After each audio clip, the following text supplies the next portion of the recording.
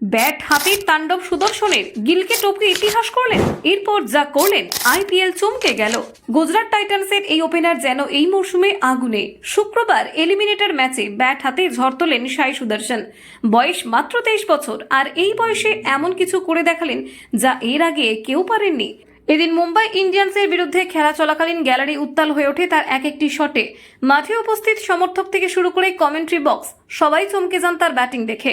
ম্যাচটি গুজরাট জিততে পারেনি ঠিকই, তবে শেষে যা ঘটল তা স্মরণীয় হয়ে থাকবে আইপিএল এর ইতিহাসে। শুভমান গিলের রেকর্ড ভেঙে সবচেয়ে কম বয়সে আইপিএল এর এক মরশুমে 700 রান পূর্ণ করলেন সুদর্শন।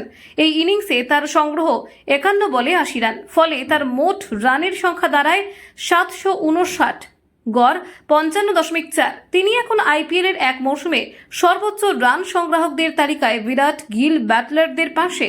গুজরাটের অভিযান থেমে গেলেও সুদর্শনের এই পারফরম্যান্স ক্রিকেট প্রেমীদের হৃদয়ে গেঁথে থাকবে বহুদিন।